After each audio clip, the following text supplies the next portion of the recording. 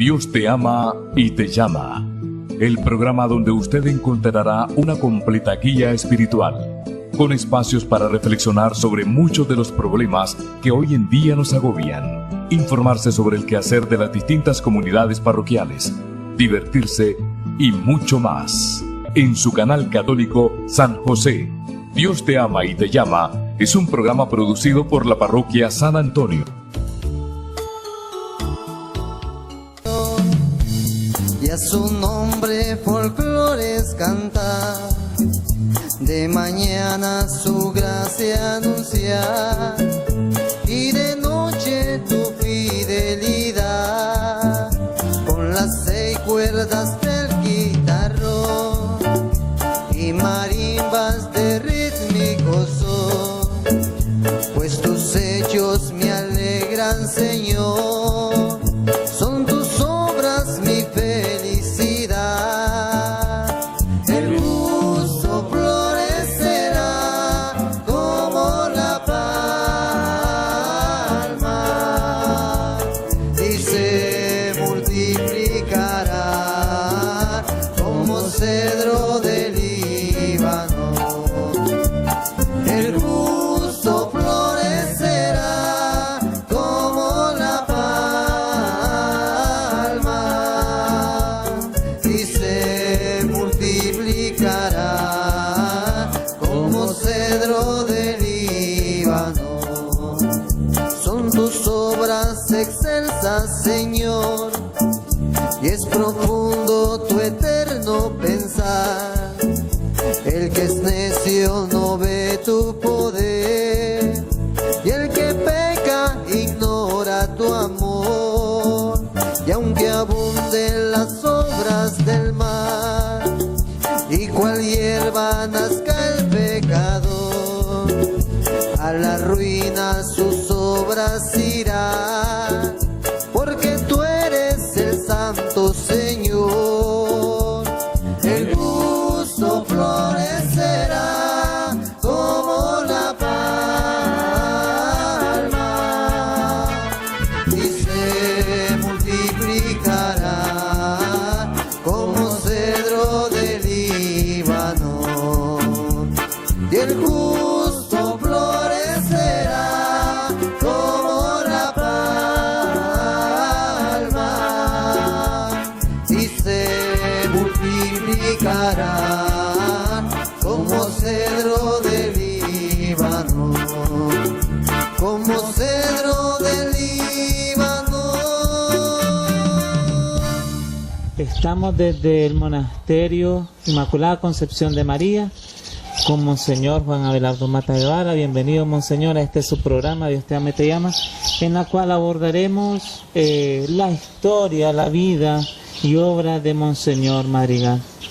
Bueno, en este momento, Monseñor, le pedimos que iniciemos este programa especial con una oración.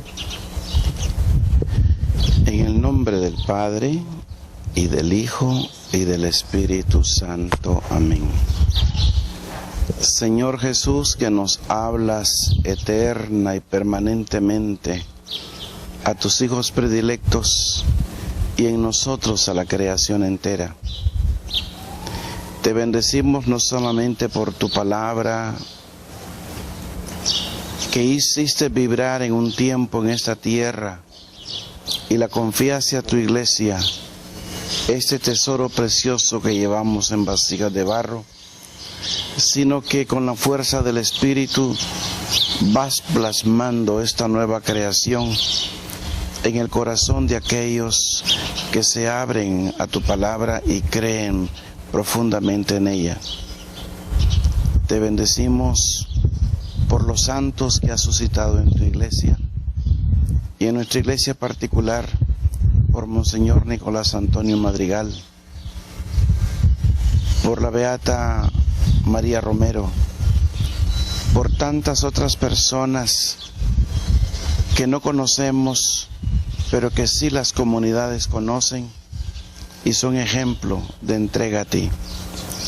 Bendice a este equipo que ha querido sacar a luz de toda la opinión pública el rostro de este gran sacerdote Nicolás Antonio Madrigal, al padre párroco de este programa en la parroquia San Antonio, el padre Wester López, a su equipo de trabajo y a todas las personas que con sinceridad te buscan y tratan de ver el evangelio viviente que tú vas plasmando en el corazón de quienes te pertenecen y se entregan a ti. Bendito seas por siempre, Señor. Monseñor, durante varias ocasiones ya le hemos escuchado hablar al respecto de que es momento ya de iniciar el proceso de beatificación de Monseñor Madrigal. Este proceso prácticamente ha iniciado con la exhumación de los restos de este santo varón, en la cual su muerte fue con olor a santidad. ¿Nos podría hablar al respecto, Monseñor?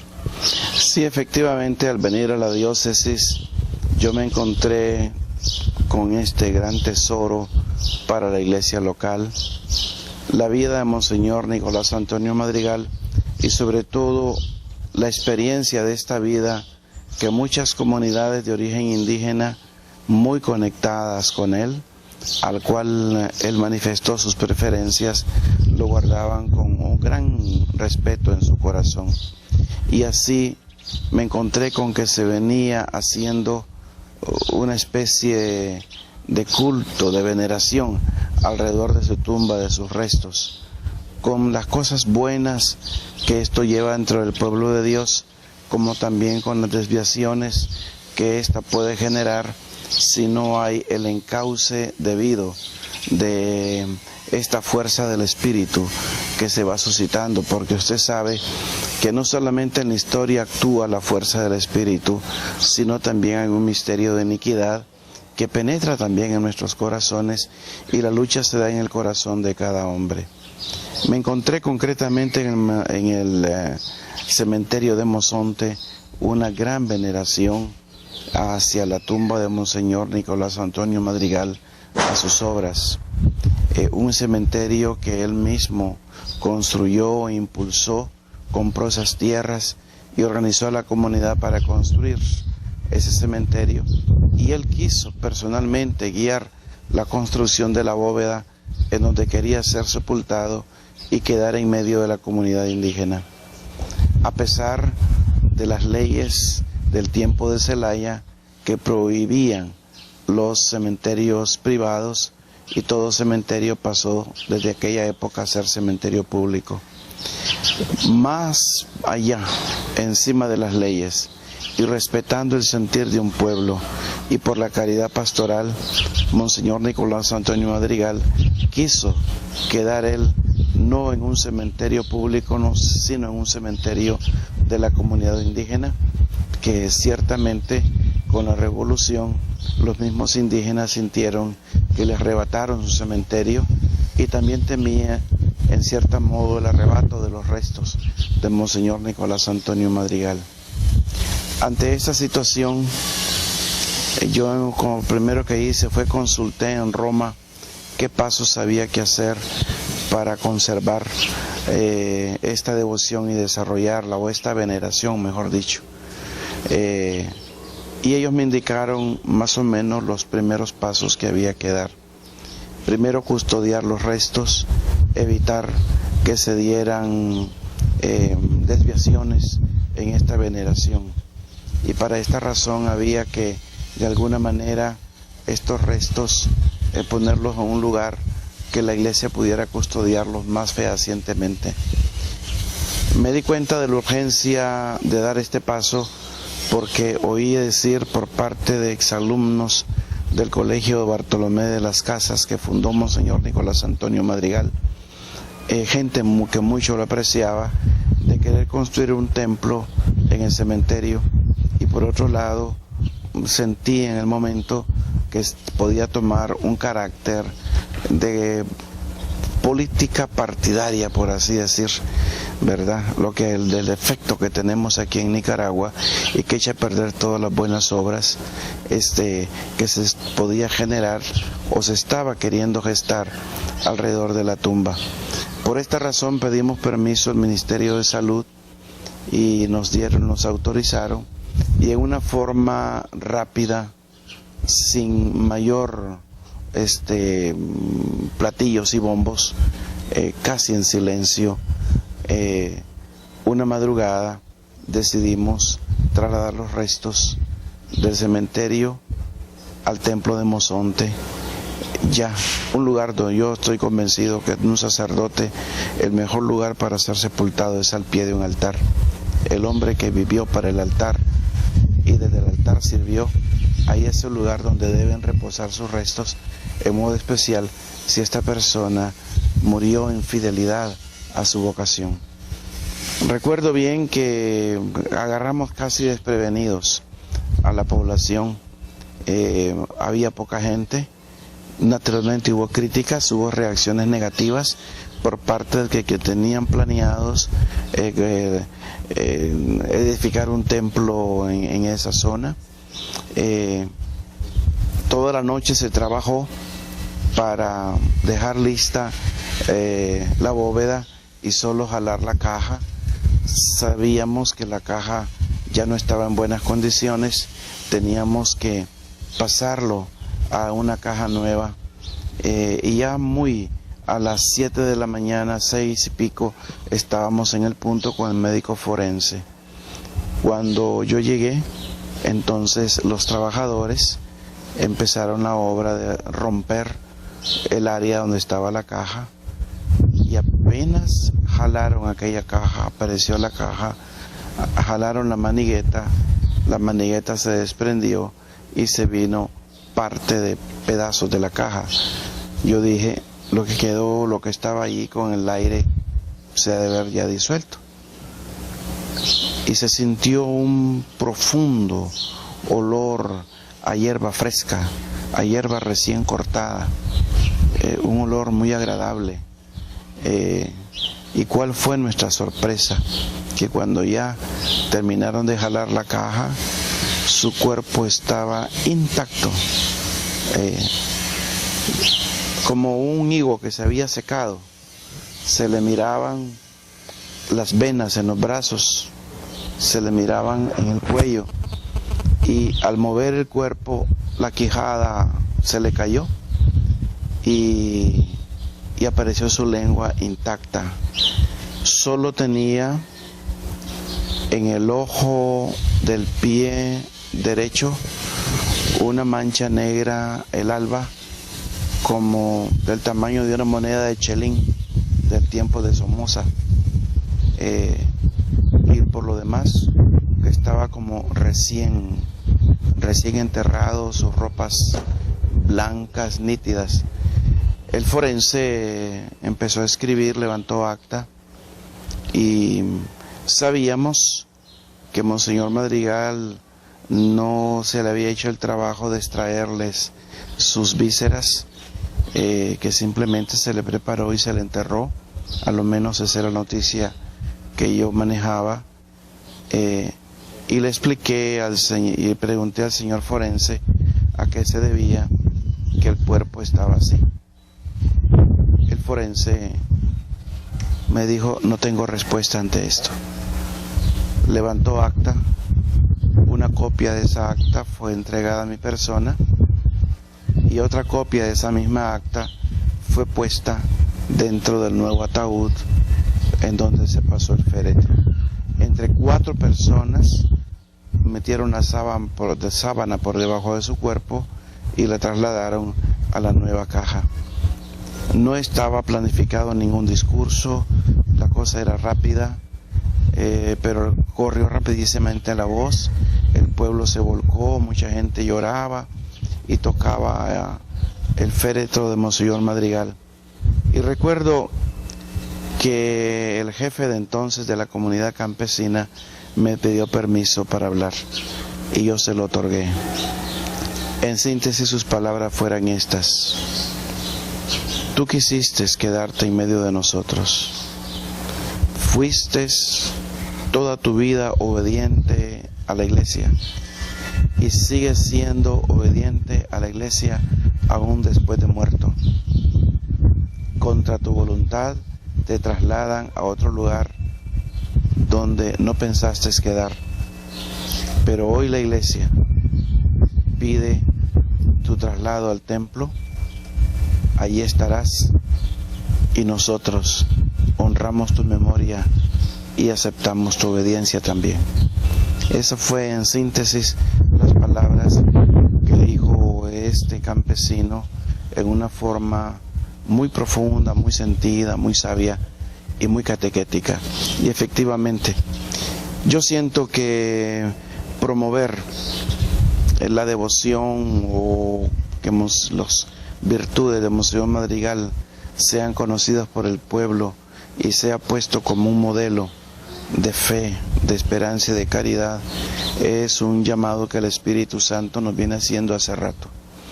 Después de eso se organizó con el clero una comisión y se empezó a recoger sus bienes personales, sus escritos, una comisión pro beatificación que en el momento no progresó. Una hermana que estaba al frente, esa sí se interesó muchísimo. Se consiguió una casa que está enfrente del templo de Mozonte, se la adaptó para hacerla museo, donde hay un pequeño museo de Monseñor Nicolás Antonio Madrigal. Falta mucho científicamente para llamarlo museo, pero digamos se resguardan los pocos bienes que él tenía, ¿verdad? Y sobre todo se resguardan su memoria. A raíz de la que hemos decretado, que hemos convocado al segundo sínodo diocesano, hemos insistido que uno también de los objetivos que debe tener este sínodo es tomar en serio el proceso de declarar siervo de Dios y empezar jurídicamente el proceso diocesano que lleva todo es un largo proceso, empezar a tomarlo con seriedad y empezar a recoger de una manera más exhaustiva la obra de Monseñor Nicolás Antonio Madrigal. Se han hecho estudios al respecto. Un estudio un poco novelesco, pintoresco, fue hecho hace algunos años por este estudioso del Instituto de Antropología e Historia, se me va el nombre ahorita, ya vendrá, pero más bien anecdótico, ¿verdad?, sobre la vida de Monseñor Madrigal. Se hizo un estudio un poco más serio, más a fondo. El padre Álvaro Toledo, originario de Ciudad Antigua, cuya familia estuvo muy conectada con Monseñor Madrigal, y esa fue su tesis justamente de graduación como licenciado en teología en el Seminario Nacional, un estudio bien llevado, con más peso en el proceso investigativo, menos de anécdotas y más de documentos y de testimonios de gente que conoció a Monseñor Nicolás Antonio Madrigal.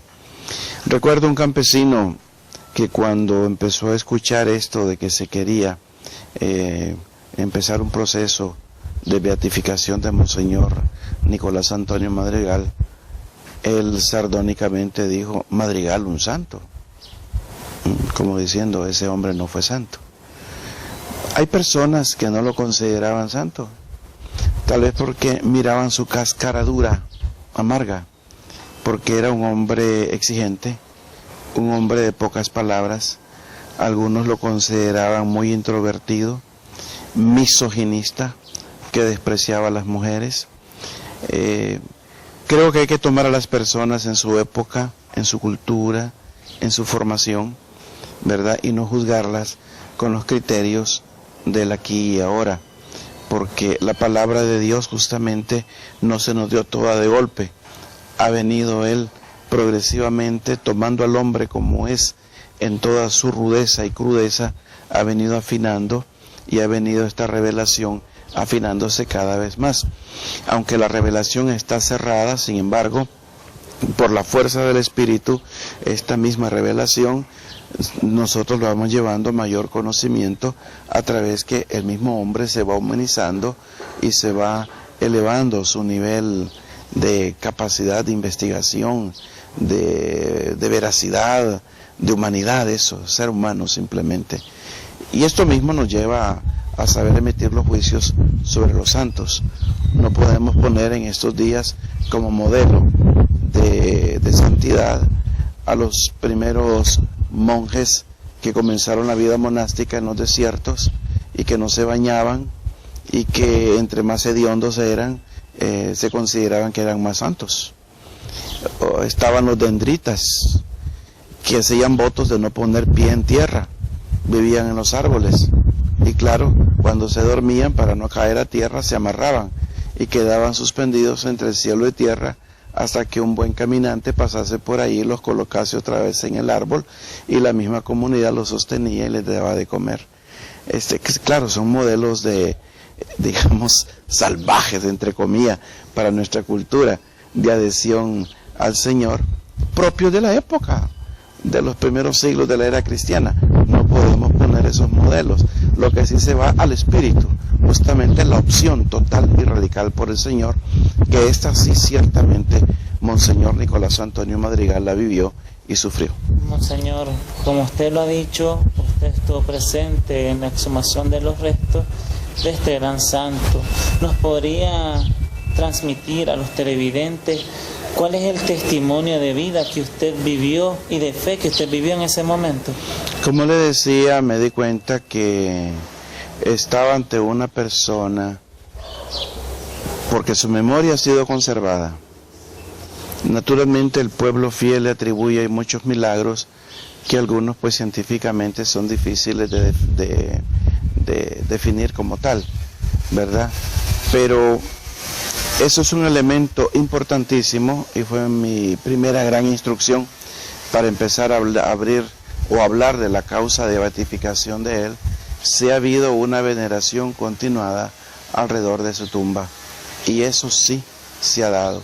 Y por esta misma razón, después oyendo testimonios, la mayor parte a favor, me doy cuenta que era un hombre que sufrió mucho. Me he preguntado por qué Monseñor Nicolás Antonio Madrigal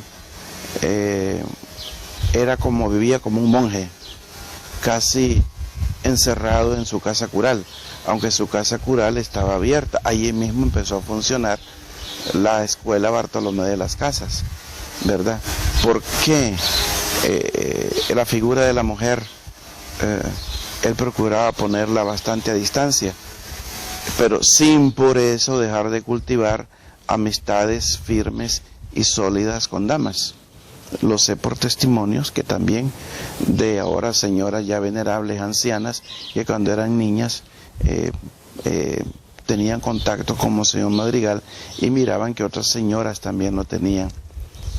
Supe de que recién llegado él a Ocotal, levantaron un falso, un sacerdote joven, dinámico, naturalmente como un sacerdote con fuerzas, pues moviéndose entre la juventud, la gente, con gran celo pastoral. Y cuando una persona pues es así, se expone a todo.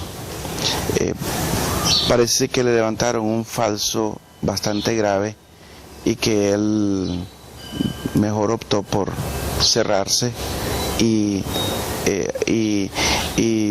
cambiar su estilo de vida, su estilo de comunicación, ¿verdad?, con la misma población, sin dejar por eso de ser pastor, porque lo mismo le daba a él caminar a caballo varias horas para llegar a una comarca, como también arrodillarse para sanar una herida, escuchar confesiones, ver el dolor concreto de la gente, a ir a tocar las casas cuando había problemas que resolver en una comunidad. Esas son cosas, ¿verdad?, que no pasan, al contrario, son tan actuales y tan vivas, que son un ejemplo para nosotros los sacerdotes que decimos llevar ese tesoro preciosísimo de la palabra de Dios en nuestra fragilidad humana.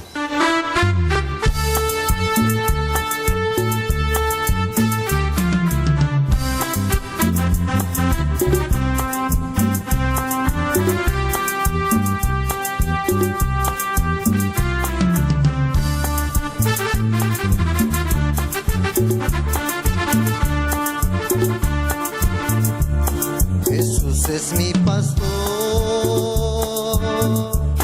nada me faltará, solo por el amor que Él me tiene y me da. Padre nuestro que está aquí en mi corazón, no te alejes jamás, aunque sea pecador.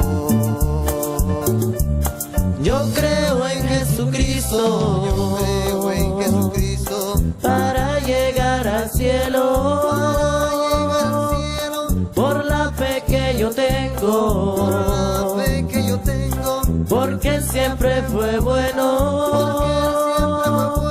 yo creo en Jesucristo, Yo creo en Jesucristo, para llegar al cielo, para llegar al cielo, por la fe que yo por tengo, la fe que yo tengo, porque Él siempre fue bueno, porque Él siempre fue bueno.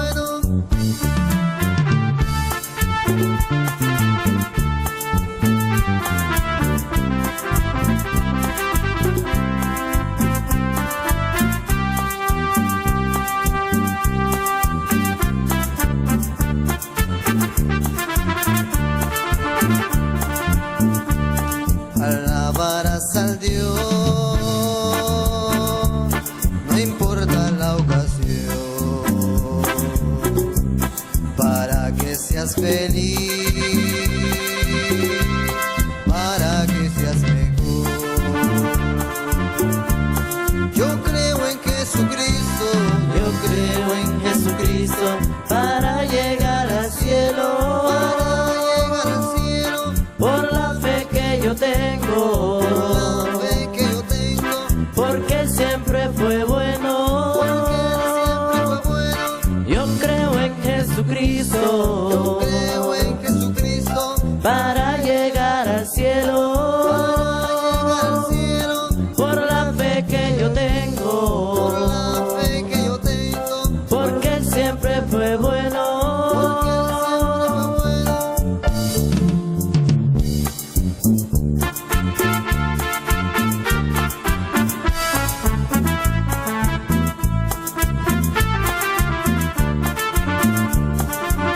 Y en el principio el Espíritu de Dios se movía sobre las aguas. En el principio el Espíritu de Dios se movía sobre las aguas. Pero ahora se está moviendo dentro de mi corazón. Pero ahora se está moviendo dentro de mi corazón. Oh Jerusalén, qué bonita eres, calles de oro, mar de cristal. Oh Jerusalén, qué bonita eres, calles de oro, mar de cristal. por esas calles vamos a caminar, calles de oro, mar de cristal, por esas calles vamos a caminar, calles de oro, mar de cristal. Y en el cielo, allá en el cielo hay una corona para heredar. Allá en el cielo hay una corona para heredar.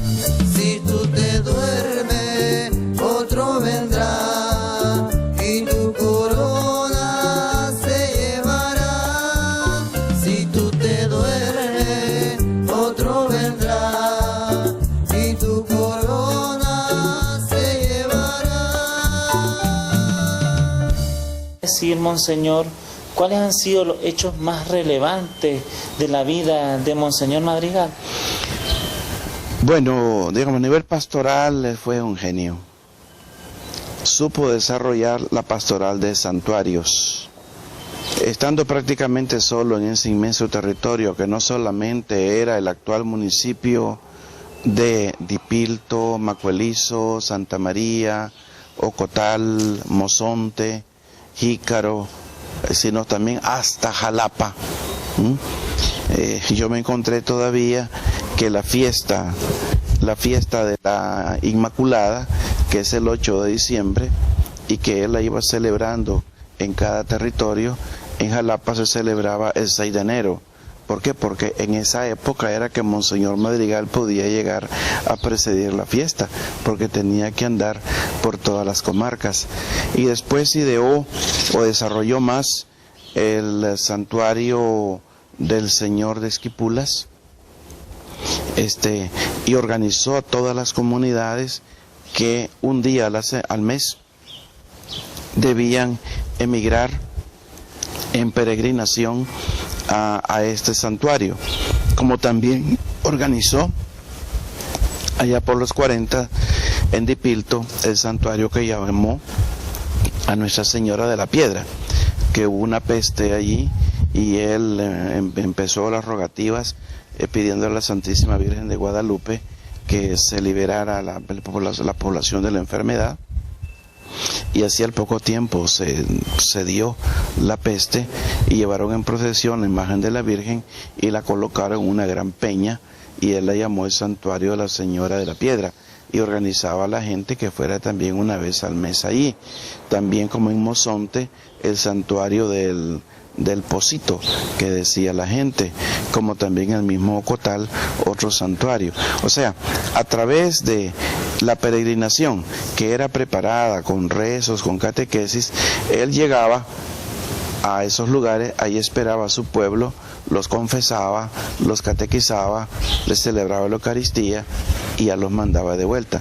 De tal manera que de esta manera tan ingeniosa, él no perdía contacto con sus comunidades, con los líderes, y procuraba mantener viva la fe en aquellas lejanas tierras, en donde el obispo no podía llegar por la lejanía, que eran atendidos desde León, y él tenía justamente la calidad de obispo foráneo. Esto es, el derecho de poder administrar los sacramentos que son propios del obispo, me refiero a la confirmación, y llevar también los signos episcopales en su vestimenta, como son la sotana filetata, este color rojo pues que llevamos en el borde, como también la misma mitra, poderla utilizar en solemnidades, y otras prerrogativas que como obispo foráneo podía desarrollar, ya que su celo era grande. Además de esto, que para mí es lo más grande, toda la dimensión social que tuvo en su época.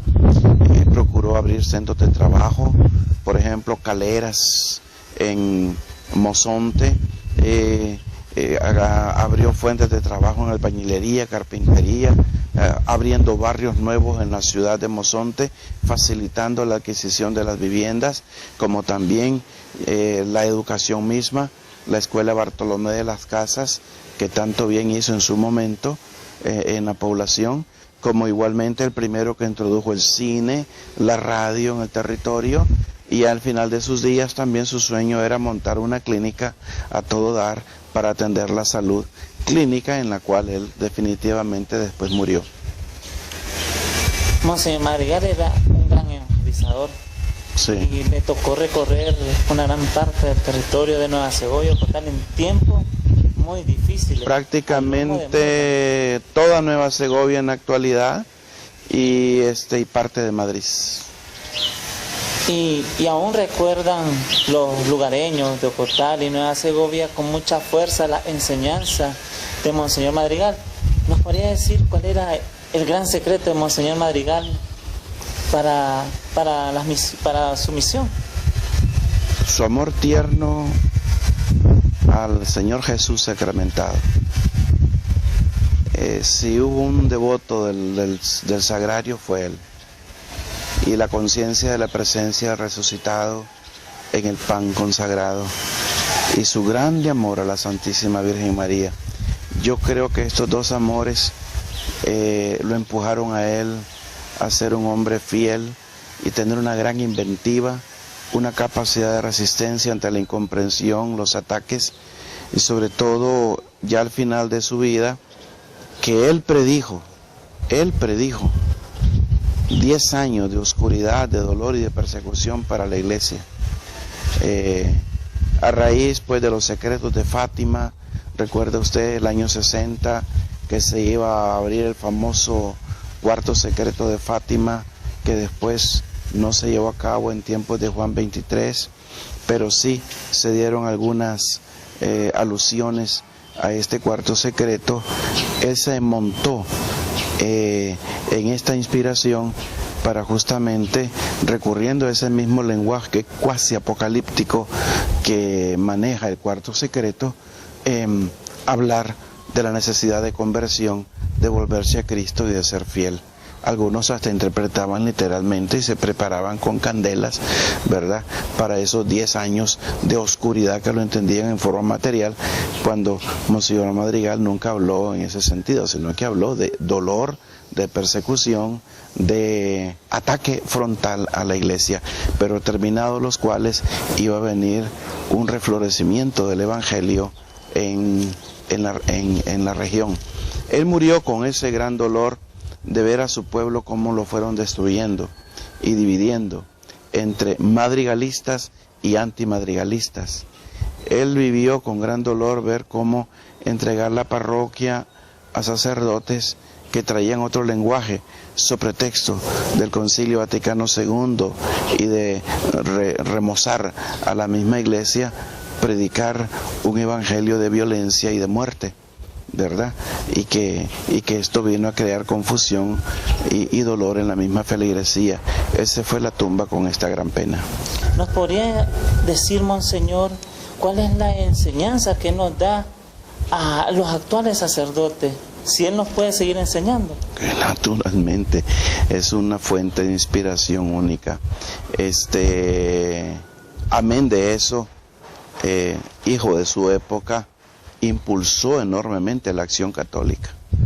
Si ustedes van por las montañas, montaña adentro, cuando llega el obispo, hay fiesta, entre los vivas que se lanzan a Jesús, a María, también se dice la gente, viva la acción católica que como tal, como institución, pues ya no existe.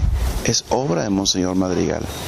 Y la oración permanente por que el Señor mandase operarios a su mies por los sacerdotes, también es característica de Monseñor Madrigal. La gente canta todavía en Ciudad Antigua muchos cánticos que fueron enseñados por Monseñor Madrigal, implorando justamente sacerdotes. ¿Qué decir de todo esto? Pues que fue un hombre extraordinario. Para mí un hombre que inspira, y actual, esa inspiración no fue simplemente del momento. Cuando hay justamente tanta confusión, hay poca catequesis en las familias, los niños van creciendo en sus propias casas que se dicen cristianas y católicas, sin bautizos, ¿verdad?, por ideas torcidas que se vienen introduciendo entre la misma iglesia. Si hubo celo justamente por educar a los niños en aquellas estructuras familiares, era porque era sostenida justamente por el predicador y por aquellos líderes que el mismo predicador formaba para alcanzar al pueblo, y que esta fe naciera y se enraizara en la familia, porque la familia no es solamente formadora de personas, no es solamente impulsora del desarrollo, como dice Pablo VI, y tantas veces dijo el venerado y querido Papa Juan Pablo II, sino que también es educadora en la fe. ¿Cómo podemos valorar en una sociedad sacralizada lo heredado por Monseñor Madrigal, el amor a la Eucaristía y principalmente el amor a nuestra Virgen Sagrada María? Si Monseñor Nicolás Antonio Madrigal se sometió a la tarea ardua que llevó sus buenos esfuerzos, incomprensiones, críticas en su momento, como también esfuerzos económicos en excavar Ciudad Antigua, y no solamente Ciudad Antigua, sino otros lugares, tratando de recuperar la memoria de la fe de este pueblo, justamente fue por eso, por rescatar las raíces culturales de este pueblo. Usted me preguntaba, ¿Es inspirador también en esta área, Monseñor Madrigal? Claro que lo es. Y justamente en este esfuerzo, muchos de mis sacerdotes en la actualidad, concretamente Padre Frutos Valle, viene recogiendo toda la música de las Segovias, música perdida, música anónima, que al morirse generaciones se va muriendo también toda esa música, y él ha tratado de rescatarla, actualizarla, darle letras religiosas, algunas de ellas, y sobre todo enseñarlas a las nuevas generaciones. Monseñor Madrigal fue un hombre que se adelantó a sus tiempos. No fue un cura de misa y olla, ni tampoco se movió por interés político alguno, simplemente tratando de alcanzar a la persona, poner en pie esa persona. Descubrió que un camino importantísimo era la construcción de la familia y la defensa de la familia, y que otro camino de capital importancia era la educación, que así como otro camino de capital importancia era las fuentes de trabajo, cómo irlas creando. Armó carpinterías, armó una imprenta también, a la cual daba trabajo a tanta gente, y donde él escribía sus reflexiones semana a semana. Un hombre que yo no sé de dónde sacaba tanto tiempo para hacer todo esto. Si se movió en esas áreas era porque descubrió la necesidad, la urgencia, no de quedarse de brazos cruzados esperando que un papá Estado resolviera los problemas, o un delegado municipal, porque antiguamente usted sabe que en esa época los señores alcaldes eran designados por el gobierno central, algo así como actualmente en la práctica se quiere volver a imponer en la República. Y no le importó qué tipo de autoridad había, lo que le importaba era la persona humana, y cómo a esta persona humana ponerla en pie, aunque hubiese personas que lo criticaban, lo vilipendiaban. Recuerdo bien un testimonio que me dio una familia. Él amaba mucho San Fernando y Ciudad Antigua. Usted sabe que entre Ciudad Antigua y San Fernando hay unos escasos 5 kilómetros, y la gente de Ciudad Antigua casi toda es de carácter negroide o de raíces de ese tipo, y la gente de San Fernando chela. Y él no hacía distinción de a los de ojos azules un trato y a los negritos otro trato, el mismo trato, mejor trato, por así decir, a los más desposeídos. Esto le creó por parte de algunos finqueros de San Fernando, pues algunas molestias, hasta usaban contraponerse a sus decisiones y a su obra. Y recuerdo bien que él, para no molestar y evitar esas críticas, que solo andaba buscando a los ricos para sacarle dineros que ni eran para él, él llevaba su morralito. Cuando iba a celebrar a San Fernando, se quedaba a la orilla del río, y allí sacaba su morralito, almorzaba. Una vez que almorzaba, ya subía al pueblo a celebrar la Eucaristía. Sí, esos son ejemplos de mucha caridad de parte de él, y una manera de hablar sin palabras. ¿Qué está haciendo la Iglesia Católica para recoger formalmente los testimonios orales, aprovechando que todavía existen personas que vieron la vida y obra de Monseñor Madrigal?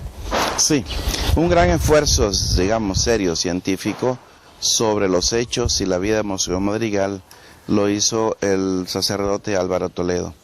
Por otra parte, la primera comisión que nombré hace como unos 12 años empezó este proceso de ir recogiendo con fotos, con relatos escritos, todos esos testimonios están siendo archivados.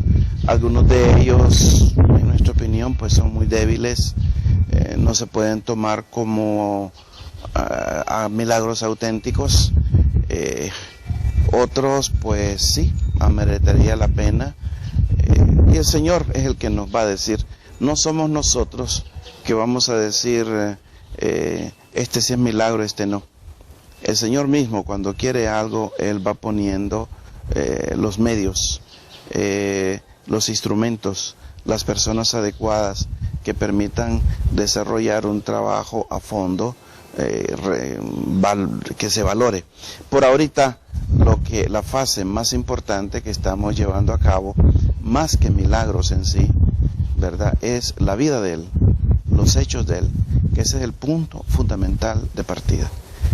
Que después la iglesia nos va a pedir, o va a pedir al Señor que ratifique lo que sospechamos, lo que intuimos, lo va a pedir a través de los milagros. Serán no milagros hechos anteriormente, sino milagros hechos una vez que el proceso se ha venido desarrollando, ¿verdad? Y milagros que sean tales, porque muchas cosas, pues, ya las llamamos milagros, pues, en la fe, pero no son científicamente milagros. Muchas veces son producto de situaciones psicológicas. Habría que meterle estudio a cada caso, a las personas, a las situaciones. Tan es así que milagros de curación de cáncer, para decirle, la misma iglesia en la actualidad no los toma como milagros, digamos, apodícticos, porque el cáncer es una enfermedad que parece que se cura, se sana, pero a la vuelta de los años vuelve a aflorar por otra parte del cuerpo, ¿verdad? O en otra forma.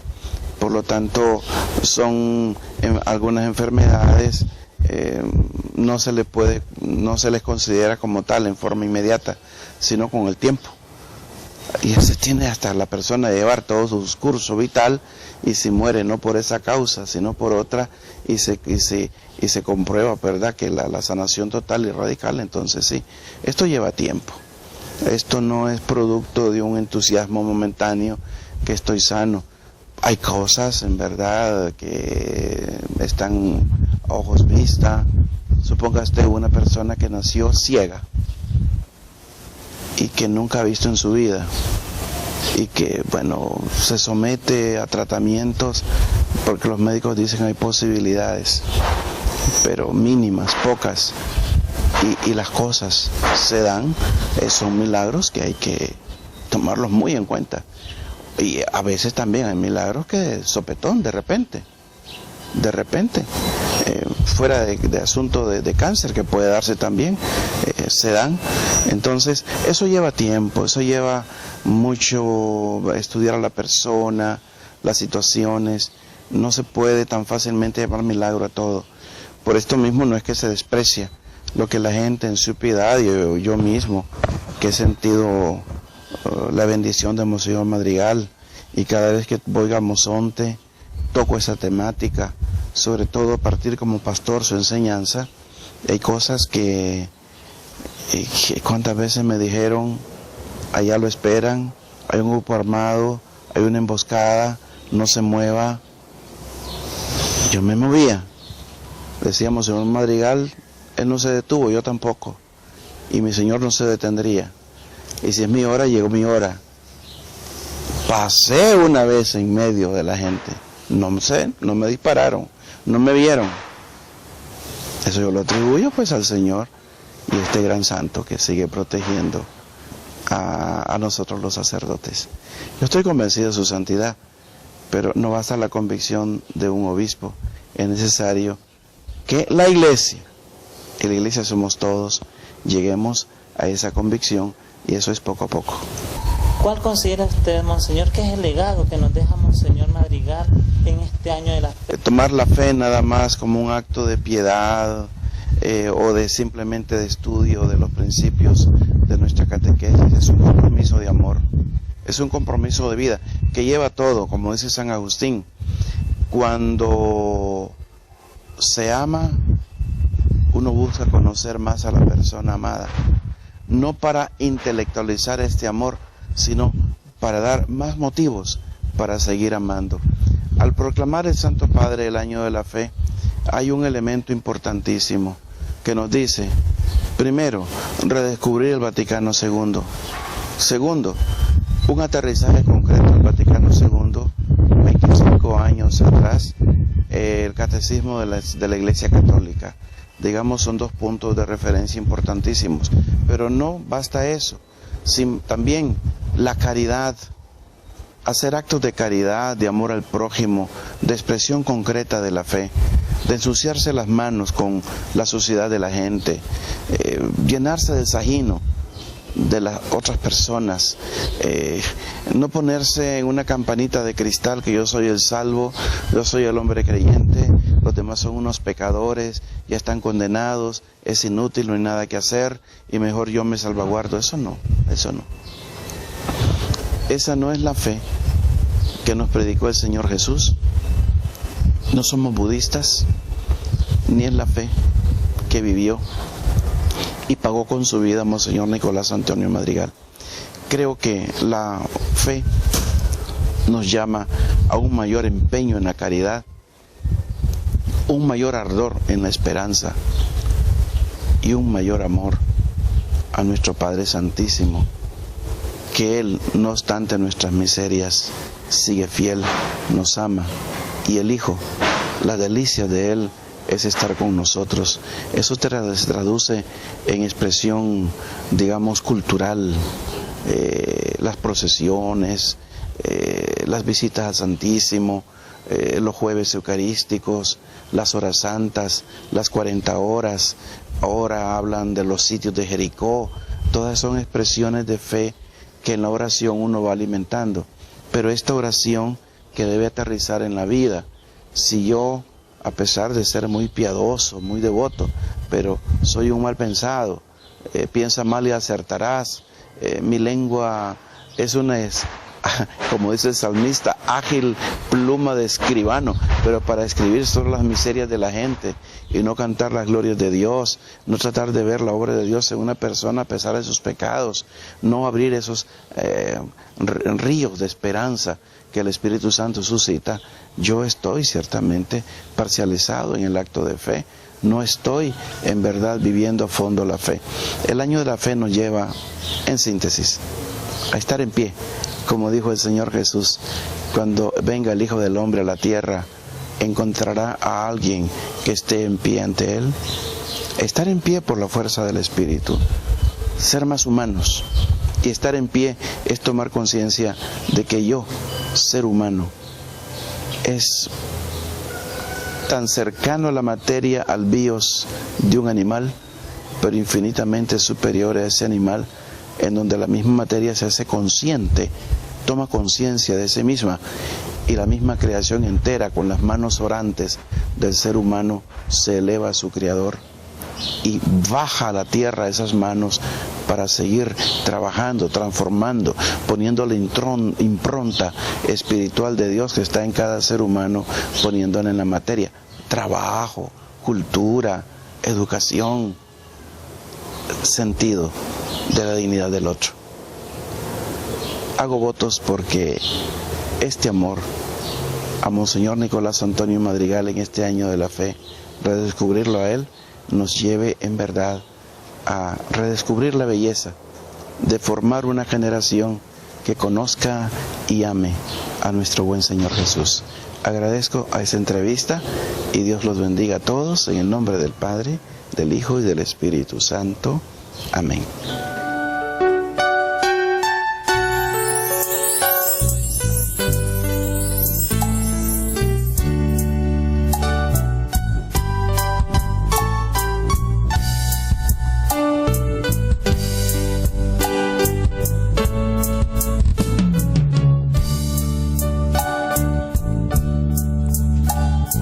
Madre, no te alejes, tu vista de mí no aparte. Ven conmigo a todas partes y solo nunca me dejes.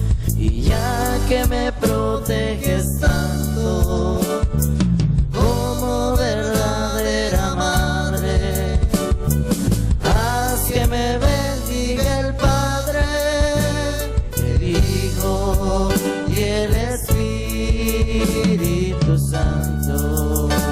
Dulce Madre, no te alejes,